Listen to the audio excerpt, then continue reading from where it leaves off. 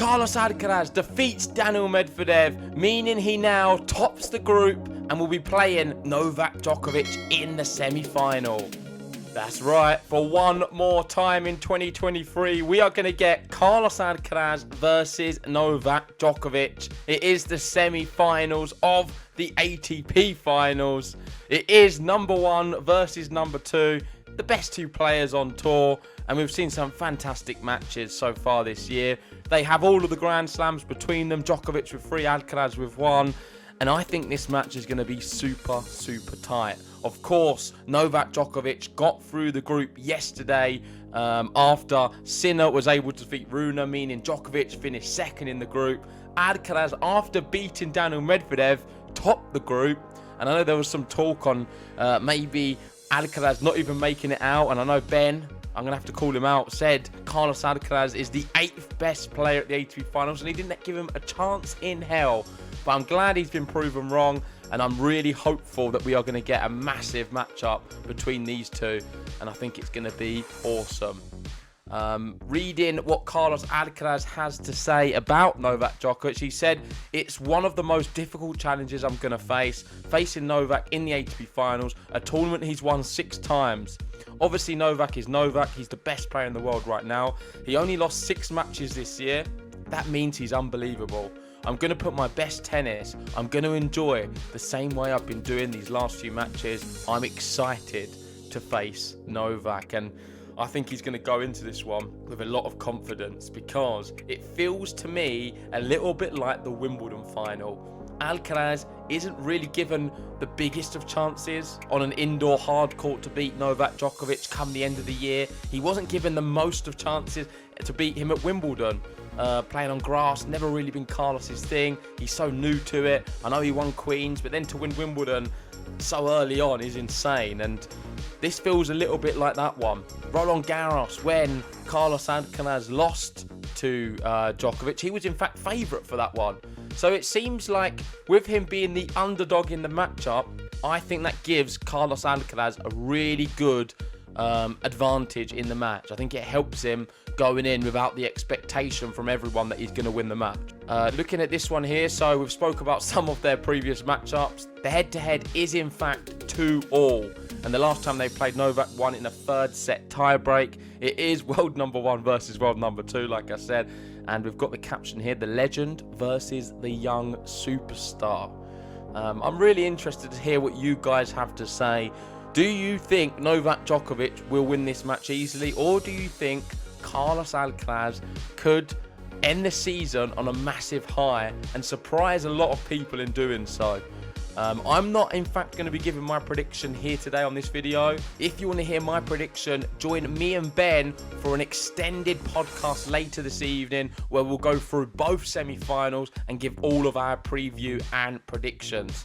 But I'm just going to take you through some other tweets because there's so many to get through. And I've said it, the world number 1, the world number 2 will face each other in the semi-final. And it is the first time since 2007 where it was Roger Federer and Rafael Nadal playing. So it's pretty insane that you don't get that matchup all too often in a semi-final.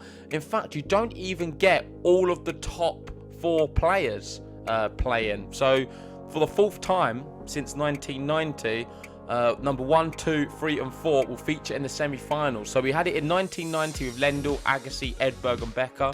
2004, Federer, Roddick, Hewitt and Safin.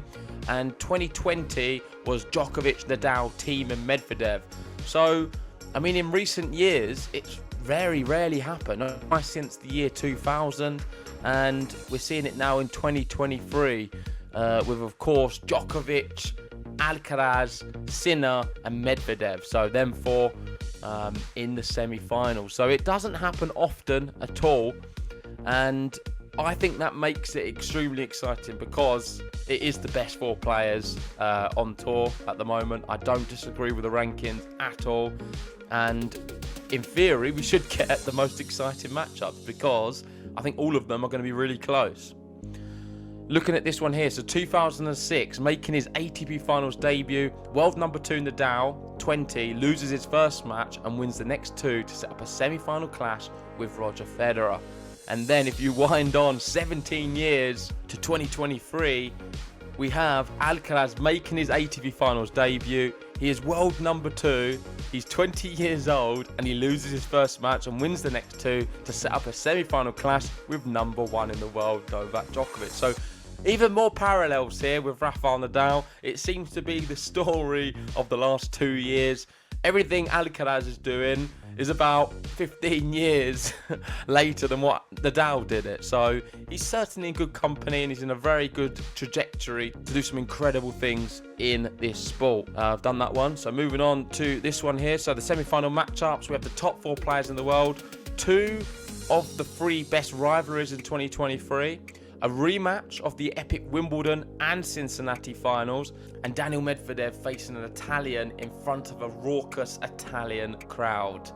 And that one could be the most exciting because he's not going to like everyone going against him, and we could see a famous tennis TV Daniil Medvedev moment. In fact, we probably will do with Nick Kyrgios doing the commentary for the tennis channel, just to add a little bit of drama to the script.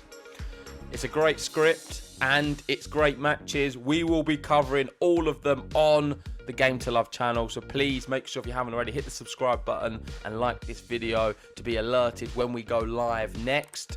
And the final one I've got is just the 4 players, and this is a good one from our friend Ben from Matchpoint Canada. And he says ATP final semis, Djokovic, Alcaraz, and then Sinner, Medvedev. Between the 4 players this year, all 4 Grand Slams, 3 for Novak, 1 for Carlos, 21 titles, 7 Masters 1000s, and a win-loss record of 244 wins to 48 losses. Unquestionably the best 4 players in the world. And I'm going to end it right there. We have the best 4 players. It's going to be epic. Please join us for all of it. And I'm going to be giving my prediction on both matches later on this evening with Ben. And Ben, if you're watching, what happened with your Carlos Alcaraz prediction? Put some respect on his name. Vamos!